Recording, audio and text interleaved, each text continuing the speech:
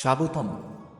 আপনি এখন প্রবেশ করছেন এক এমন যাত্রায় যা বদলে দিতে পারে আপনার জীবন।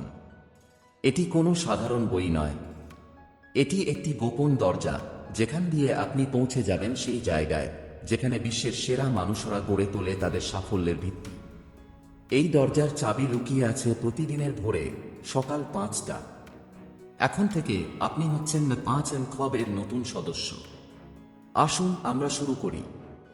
অধ্যায় 1, জাগরণের ডাক। হালকা সাসপেন্স সাউন্ড। ঘরটি কানায় কানায় ভর্তি, আলো একটু কম।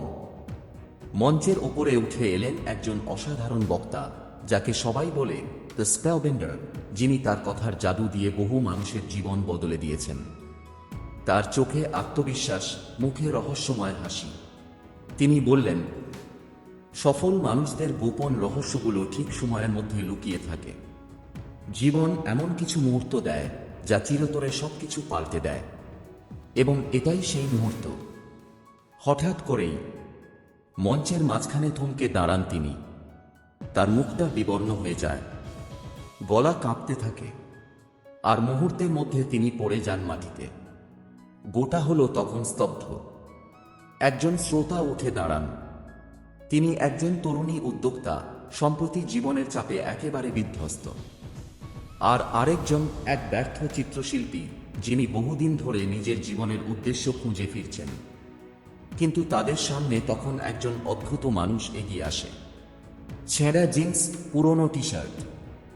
দেখলেই বোঝা যায় এই লোকটা একজন বিলিয়নিয়ার হওয়ার কোনো যোগ্যতা রাখে না। তবে তার চোখে যে আত্মবিশ্বাস, তা যেন বলে, তোমরা যা খুঁজছ তা আমি জানি। আমি তোমাদের দেখাতে পারি সেই পথ। তিনি হাসলেন, বললেন, ভোর 5টা তোমাদের জীবন বদলে দেবে। তবে তার আগে তোমরা কি প্রস্তুত শুনতে সেই নিয়মগুলো যা আমি নিজের জীবন দিয়ে শিখেছি? দুইজন চেয়ে রইল তার দিকে। শুরু হলো এক যাত্রা যা তাদের শুধু সফল নয়, অসাধারণ করে তুলবে। অধ্যায় 2, দ্য বিলিয়নিয়ারের অদ্ভুত আমন্ত্রণ। ব্যাকগ্রাউন্ডে হালকা ধীর সুর, দূরে ভোরের হাওয়া আর পাখির ডাক। আশ্চর্য হলেও সত্যি, সেই ছেঁড়া জিন্স পরা লোকটা যাকে সবার চোখে পাগল মনে হচ্ছিল। তিনি নিজেকে পরিচয় দিলেন এক বিস্ময়কর নামে, দ্য বিলিয়নিয়ার। তার কণ্ঠে ছিল এক ধরনের শান্ত দৃঢ়তা, যেন সে জানে জীবনের এমন কিছু গোপন ফর্মুলা যা বাকি দুনিয়া কল্পনাও করতে পারে না। সে বলল, আমি স্পেলবেন্ডারের ছাত্র ছিলাম। আমার জীবন ছিল ধ্বংসের মুখে, কিন্তু ভোর 5টার শক্তি আমাকে শুধু অর্থ, খ্যাতি নয়, দিয়েছে মানসিক শান্তি আর আত্মার জাগরণ। তোমরা যদি চাও, আমি তোমাদের শেখাতে পারি সেই ফর্মুলাগুলো যা আমাকে গড়েছে। উদ্যোগপতিকে এই কথাগুলো বিস্মিত করেছিল। সে ভাবছিল, এটা কি কোনো প্র্যাঙ্ক? এক বিলিয়নিয়ার কি সত্যি এমনভাবে এত সাধারণ পোশাকে ঘুরে বেড়ায়? কিন্তু তার কৌতূহল ছিল অদম্য। অন্যদিকে চিত্রশিল্পী, তার চোখে যেন জ্বলে উঠেছিল এক নতুন আশার আলো। হঠাৎ সেই বিলিয়নিয়ার তাদের বলল, আমার একটি প্রাইভেট দ্বীপ আছে, চলো আমার সঙ্গে সেখানে। সেখানে তোমাদের শেখাবো সেই মর্নিং রুটিন যা পৃথিবীর সেরা মানুষদের 1 নম্বরে রেখেছে। কিন্তু মনে রেখো, এটা কোনো হালকা যাত্রা নয়। তোমরা যদি রাজি থাকো, তাহলে কাল সকাল 5টায় দেখা হবে এই ঠিকানায়। সে একটা কার্ড এগিয়ে দেয়। তাতে শুধু একটি নাম লেখা, সাওয়াটুর। নিচে লেখা, শান্তির মাঝে সাফল্য জাগে। দুজনেই দ্বিধায় পড়ে যায়। অজানা দ্বীপে যাওয়া, একজন অচেনা লোকের সঙ্গে। কিন্তু মনে মনে দুজনেই বুঝতে পারছিল, এটা কোনো সাধারণ সুযোগ নয়, এটা যেন নিয়তির ডাক। সেই রাত দুজনেই ঘুমাতে পারেনি। চোখে ছিল উত্তেজনা, ভয় আর আশার ছায়া। তারা জানে না আগামীকাল কি অপেক্ষা করছে, কিন্তু তারা জানে এটা যদি না নেয়, তাহলে বাকি জীবন আফসোস করবে। অধ্যায় 3, ভোর 5টায় যাত্রা শুরু। ঘুম ভাঙল ঠিক 5টায়। ঘরের দরজায় দাঁড়িয়ে সেই অদ্ভুত মানুষ, বিলিয়নিয়ার। তার মুখে রহস্যময় হাসি, কণ্ঠে শান্তদ্রিতা। সে বলল, ভোর 5টা মানে অন্যদের ঘুমের সময় আর তোমার জাগরণের শুরু। আজ তোমরা নতুন এক জীবনের পথে পা দেবে। তাদের নিয়ে যাওয়া হয় দ্বীপের এক নির্জন প্রান্তে। চারপাশে পাখির ডাক, দূরে সাগরের গর্জন, আর মাথার ওপর ধীরে জাগা আকাশ। সেখানেই শুরু হয় প্রথম পাঠ, ভিক্টোরিয়া, এক ঘন্টা যা বদলে দিতে পারে পুরো জীবন। বিলিয়নিয়ার বোর্ডে লিখে দেয় 20 ডিভিশন 20 রুল। প্রথম 20 মিনিট মোহ। তাদের শরীর চর্চা করানো হয়, দৌড়ানো, স্কোয়াট, জাম্পিং। প্রথমে বিরক্তি, তারপর ঘামে মিলিয়ে যায় দুশ্চিন্তা। বিলিয়নিয়ার বলে, ঘাম ঝরলে মনের জঞ্জাল সরে যায়। একটা সকালের ঘাম পুরো দিনটাকে বদলে দিতে পারে। দ্বিতীয় 20 মিনিট রিফ্লেক্ট। তাদের হাতে জার্নাল দেওয়া হয়, লিখতে বলা হয়, আমি কারো কাছে নয়, নিজের কাছে কতটা সত্য। চোখ বন্ধ করে তারা নিজেদের সঙ্গে কথা বলে। শেষ 20 মিনিট রাও। তাদের শেখানো হয়, সকাল হোক শেখার সময়। নতুন কিছু পড়ো, শুনো, ভাবো। নিজেকে প্রতিদিন 1% উন্নত করো। সবশেষে বিলিয়নিয়ার বলে, তোমাদের আজকের সকালটা অন্যরকম ছিল, কারণ তোমরা নিজেকে বেছে নিয়েছ। ভোরকে জয় করলে জীবনও তোমার পাশে দাঁড়ায়। চোখে তাকিয়ে দুজনেই বুঝে যায়, ফেরার পথ নেই, এখন শুধু এগিয়ে চলার সময়। অধ্যায় 4, অসাধারণদের সাদা রহস্য। সকালটা অন্যরকম ছিল। পাখির ডাক আর নরম রোদ যেন আভাস দিচ্ছিল আজ কিছু বদলাতে চলেছে। তিনজন বসে আছে দ্বীপের এক শান্ত কোণে, চিত্রশিল্পী, উদ্যোক্তা আর সেই রহস্যময় বিলিয়নিয়ার। হঠাৎ সে উঠে দাঁড়িয়ে বলল, আজ আমি এমন কিছু বলবো যা জানলে তোমরা নিজেদের দিকে নতুন চোখে তাকাবে। সে এক সাদা বোর্ডে লিখে দিল 4টি শব্দ, মানসার, হার্টসার, হেলথসার, সেলসার। তারপর সে বলল, মানুষ ভাবে শুধু চিন্তা বদলালেই সব বদলে যাবে, কিন্তু শুধু পজিটিভ ভাবনা যথেষ্ট নয়। তোমার মন, হৃদয়, শরীর আর আত্মা, এই 4টি দিক যদি না বদলায়, তাহলে সত্যিকারের পরিবর্তন আসবে না। শিল্পী ফিসফিস করে জিজ্ঞেস করল, সব দিক একসাথে সামলানো কি সম্ভব? বিলিয়নিয়ার হেসে বলল, সম্ভব যদি তুমি প্রতিদিন একটু করে এগো। তুমি আজ যেমন, আগামীকাল যদি তার চেয়ে 1% ভালো হও। 1 বছর পর তুমি নিজেকেই চিনতে পারবে না। তারপর সে তাদের নিয়ে গেল এক ছোট্ট ঘরের দিকে। ঘরের ভেতর ছিল শুধুই একটা আয়না আর একটা কাঠের বাক্স।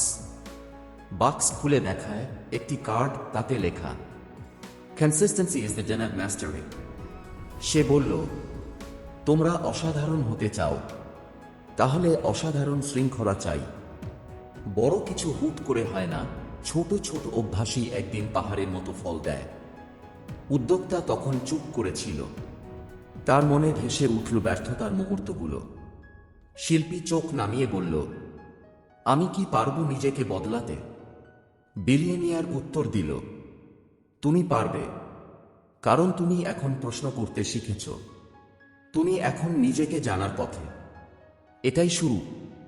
তাদের দিকে তাকিয়ে সে শেষবার বলল, যারা নিজেদের গভীরে তাকাতে শেখে, তাদের কাছেই একদিন পৃথিবী ফিরে তাকায়।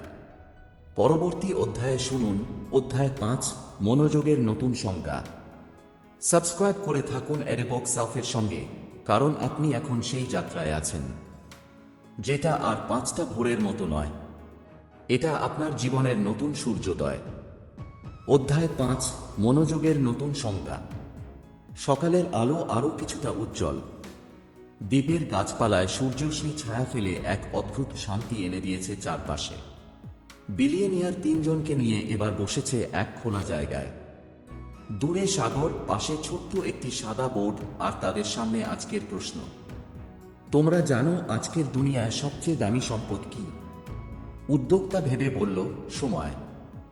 শিল্পী বলল, সৃজনশীলতা। বিলিয়নিয়ার হেসে বলল, না, সবচেয়ে মূল্যবান সম্পদ হলো মনোযোগ। তার কণ্ঠ দৃঢ় হয়ে উঠল, তুমি যেখানে মনোযোগ দাও সেটাই তোমার জীবন হয়ে দাঁড়ায়। আর সমস্যা হলো আজকের দুনিয়ায় সবাই তাদের মনোযোগ হারিয়ে ফেলছে। তারা অন্যের শব্দে, চাহিদায়, কন্টেন্টে ভেসে যাচ্ছে। নিজের ভেতরের কণ্ঠস্বর শোনার সময় পাচ্ছে না। শিল্পী ধীরে বলল, আমি আগেও ছবি আঁকতাম, কিন্তু এখন জানি না কেন আমি এক একদিন 10 বার ফোন দেখি, 10 মিনিটও টানা মন দিতে পারি না। বিলিয়নিয়ার তখন বোর্ডে লিখল 3টি শব্দ, distraction is the enemy of mastery. তারপর সে বলল, যতদিন তুমি তোমার মনোযোগ রক্ষা করতে না পারবে, ততদিন তুমি কিছুতেই শ্রেষ্ঠ হতে পারবে না।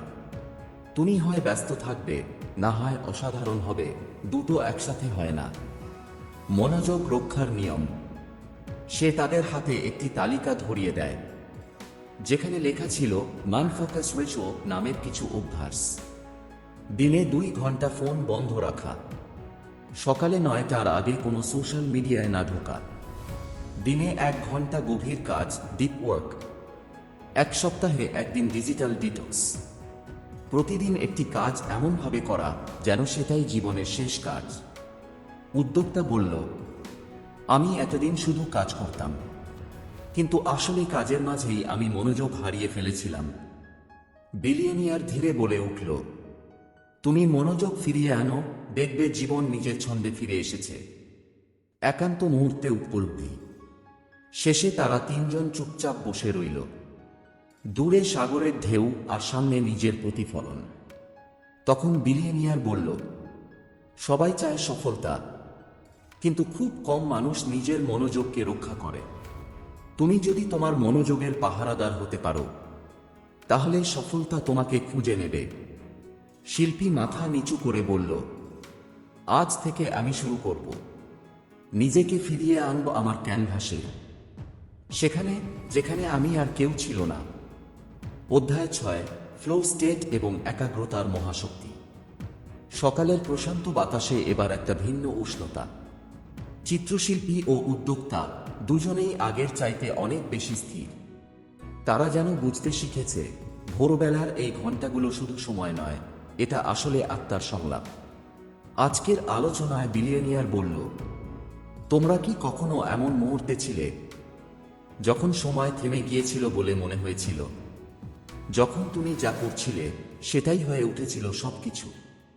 শিল্পী একটু চুপ থেকে বলল, হ্যাঁ, যখন আমি সত্যিকারের মন দিয়ে ছবি আঁকি, তখন সময় যেন বলে যায়। আমি শুধু রং দেখি, অনুভব করি, বাঁচি। বিলিয়নিয়ার হাসে। সে বলে, এই অভিজ্ঞতার নামই হলো ফ্লো স্টেট। এটা এমন এক মানসিক অবস্থা যেখানে তুমি নিজের সেরা রূপে কাজ করো, চাপ ছাড়াই, ক্লান্তি ছাড়াই, যেন সবকিছু স্বাভাবিকভাবে ঘটছে। ফ্লো স্টেটের বৈজ্ঞানিক সত্য। সে বোঝাতে থাকে, ফ্লো স্টেট আসে তখনই যখন তুমি একটানা গভীর মনোযোগে ডুবে যাও। তুমি তোমার ডিস্ট্রাকশন থেকে দূরে থাকো, আরেকটার পর একটা ছোট সফলতা তোমাকে বয়ে নিয়ে যায় গভীরে, আরো গভীরে। তারপর সে বলে, এই রাজ্যেই জন্ম নেয় পৃথিবীর সেরা সৃষ্টিগুলো। এখানেই লিখেছেন লেখকেরা বিখ্যাত উপন্যাস। এখানেই তৈরি হয়েছে শ্রেষ্ঠ আবিষ্কার। এটা এক ধরনের ধ্যান, কাজের ভেতর ধ্যান। উদ্যোক্তা জিজ্ঞেস করল, কিন্তু আমরা কিভাবে এই অবস্থায় পৌঁছাতে পারি? বিলিয়নিয়ার আবার বোর্ডে লিখল, ফ্লো স্টেট রেশিও। সকাল 5টা থেকে 6টা পর্যন্ত প্রস্তুতির সময়, 6টা থেকে 8টা গভীর নির্বিচারে কাজ, নির্দিষ্ট সময় নির্দিষ্ট স্থানে কাজের অভ্যাস, ফোন, নোটিফিকেশন, সামাজিক ব্যাঘাত থেকে মুক্ত সময়, কাজে প্রবেশের আগে ছোট্ট রিচুয়াল, প্রার্থনা, নীরবতা বা গান। ফ্লো স্টেটে কাজ মানে অলৌকিকতা। সে বলল, তুমি যদি প্রতিদিন অন্তত 90 মিনিট ফ্লো স্টেটে থাকতে পারো, তাহলে তুমি বছরে অন্যদের তুলনায় 4 গুণ বেশি সৃষ্টি করতে পারবে। কম সময়ে, কম পরিশ্রমে, আর বেশি আনন্দে। চিত্রশিল্পীর চোখে জ্বলজ্বলে আলো। সে যেন নিজের পুরনো সৃষ্টিময় আমিটাকে আবার দেখতে পেল। উদ্যোক্তা বলল, তবে কি এটাই সেই গোপন সূত্র যেটা আমাদের সাধারণ থেকে অসাধারণ করে তুলবে? বিলিয়নিয়ার উত্তর দিল, না, এটা শুধুই শুরু। অধ্যায় 7, 100 বছরের লক্ষ্যে আজকের পদক্ষেপ। বিলিয়নিয়ার এবার তিনজনকে নিয়ে গেল দ্বীপের এক পুরনো পাথুরে পথ ধরে, যেখানে ছিল একটি লম্বা দেয়াল। দেয়ালে লেখা ছিল 4টি বড় বড় শব্দ: one time passion, daily procession. সে থেমে দাঁড়িয়ে বলল, তোমরা কি জানো অধিকাংশ মানুষ কেন মাঝপথে হাল ছেড়ে দেয়? উদ্যোক্তা বলল, হয়তো কারণ তারা খুব তাড়াতাড়ি ফল চায়। বিলিয়নিয়ার মাথা নাড়ল। ঠিক তাই, তারা ভবিষ্যতের স্বপ্ন দেখে কিন্তু আজকের কাজটা এড়িয়ে যায়। তারা 100 বছরের স্বপ্ন দেখে কিন্তু একদিনের শৃঙ্খলা ধরে রাখতে পারে না। তারপর সে বোঝায় এক সহজ কিন্তু শক্তিশালী নীতি। একটি মহান জীবন গঠিত হয় ছোট ছোট মহান দিনের সমষ্টি দিয়ে। জীবনের পেছনে দৃষ্টিভঙ্গি। সে বলে, তুমি যদি আজকে এমনভাবে কাটাও যেন ভবিষ্যতের মহানতা আজই শুরু হচ্ছে, তবে 10 বছর পর তুমি এমন জায়গায় পৌঁছাবে যা তোমার স্বপ্নেও ছিল না। শিল্পী চুপ করে বলে, তাহলে আমাদের ভবিষ্যৎ আসলে তৈরি হয় আজকের সকালে? বিলিয়নিয়ার হেসে বলল, হ্যাঁ, তোমার সকালটাই তোমার ভবিষ্যতের ফ্যাক্টরি।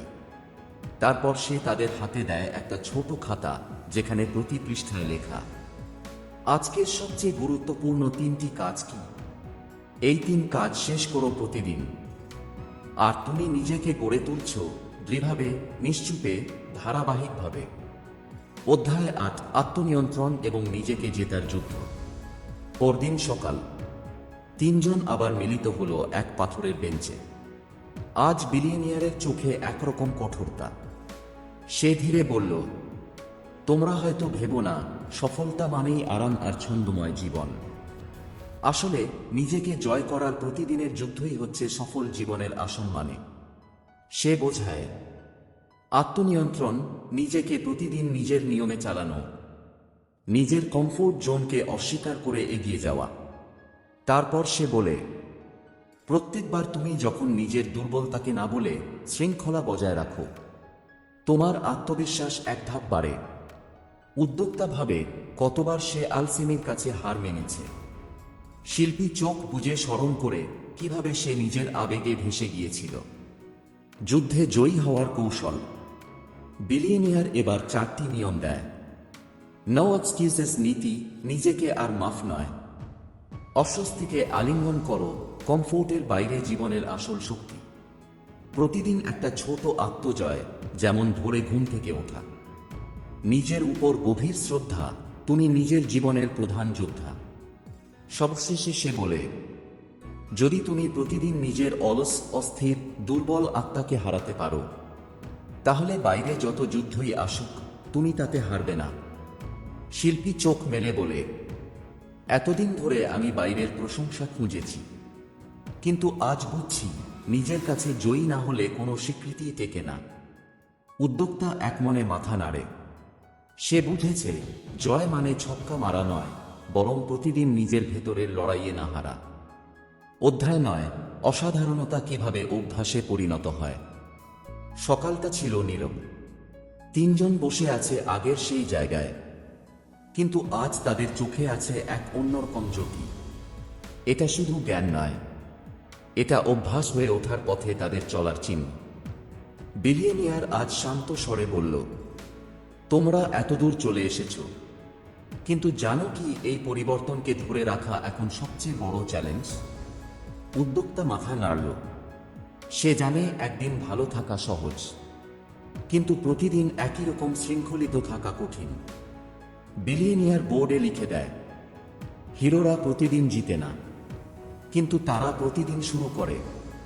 তারপর সে বলল, যদি তুমি একটি ভালো অভ্যাস 66 দিন ধরে চর্চা করো, তবে সেটা তোমার চরিত্রে পরিণত হয়। তখন সেটা আর চেষ্টা করে করতে হয় না, তুমি সেটাই হয়ে যাও। অসাধারণতা গড়ার ছাঁচ। বিলিয়নিয়ার এবার একটি 4 ধাপের পথ দেখায়। ডিস্ট্রাকশন, পুরনো অভ্যাস ভাঙা। ইনস্টোয়াইশন, নতুন অভ্যাস শেখা। ইন্টিগ্রেশন, অভ্যাসকে জীবনের সঙ্গে মেলানো। অটোমেশন, অভ্যাস স্বয়ংক্রিয় হয়ে যাওয়া। শিল্পী বলল, তাহলে এখন আমার কাজ শুধু অভ্যাসটাকে ধরে রাখা। সে মাথা নেড়ে বলল, না, তোমার কাজ হচ্ছে নিজেকে সেই মানুষে পরিণত করা যে এই অভ্যাস ছাড়া বাঁচতেই পারে না। অধ্যায় 10, উত্তরাধিকার ও জীবনের আসল সার্থকতা। সকালটা ছিল শেষ দিনের সকাল। তারা জানে আজ দ্বীপ ছাড়তে হবে। বিলিয়নিয়ার তিনজনকে নিয়ে গেল এক উঁচু জায়গায়। সেখানে দাঁড়িয়ে সাগরের দিকে তাকিয়ে সে বলল, তোমরা এত কিছু শিখলে, কিন্তু শেষ প্রশ্নটা খুব সহজ। তোমাদের জীবনের উদ্দেশ্য কি? শিল্পী আর উদ্যোক্তা চুপ। তখন বিলিয়নিয়ার বলল, সফলতা হলো তোমার জীবনের আসল প্রতিভাকে খুঁজে পাওয়া আর তা দিয়ে এমন কিছু সৃষ্টি করা যা তুমি চলে যাওয়ার পরও রয়ে যাবে। সে তাদের দিকে তাকিয়ে বলল, একদিন আমরা সবাই চলে যাব, কিন্তু প্রশ্ন হলো তুমি চলে যাওয়ার পর কি রেখে যাবে? উদ্যোক্তার চোখে জল। সে আস্তে বলল, আমি শুধু চাই আমার মেয়ে যেন একদিন গর্ব করে বলতে পারে, আমার বাবা এক অসম্ভব সাহসী মানুষ ছিলেন। শিল্পী বলল, আমি এমন ছবি আঁকতে চাই যা কেউ ভুলবে না, কারণ সেটা তাদের মনে আলো জ্বালাবে। বিলিয়নিয়ার হেসে বলল, তোমরা তৈরি? সে হাতে তুলে দিল একটি ছোট বাক্স। তার ভেতরে ছিল সেই প্রথম দিনের ঘড়ি, যেটা সকাল 5টা বাজায়। তাদের দিকে বাড়িয়ে দিয়ে সে বলল, এটা কেবল সময় দেখায় না, এটা তোমার জীবনের নতুন সূচনার প্রতীক। শেষের বার্তা, তারা এখন বিদায় নিচ্ছে, কিন্তু এই বিদায় শুধুই দ্বীপ থেকে, কারণ তারা এখন এমন এক যাত্রায় পা রেখেছে যেখানে প্রতিটি সকাল নতুন সূর্যোদয়, প্রতিটি অভ্যাস এক একটি বিজয়ের ইট। তারা জানে সবাই ঘুমিয়ে থাকলেও তারা জেগে থাকবে, কারণ তারা এখন 5M ক্লাব এর যোদ্ধা। এই ছিল দ্য 5M ক্লাব বইয়ের বাংলা অডিও বুকের সম্পূর্ণ যাত্রা। আপনি যদি এই গল্পে নিজেকে খুঁজে পান, তাহলে আজই নিজের ভোর 5টার গল্প শুরু করুন। চ্যানেল সাবস্ক্রাইব করে থাকুন আদি বুক সাফের সঙ্গে, আর শেয়ার করুন এই অডিও বুক যারা এখনো তাদের জীবনের সকালের আলো খুঁজে বেড়াচ্ছে। ভালো থাকুন, সুস্থ থাকুন, আর মনে রাখুন, প্রতিদিন ভোর 5টায় আপনার ভবিষ্যৎ ডাক দেয়। আপনি কি সাড়া দেবেন?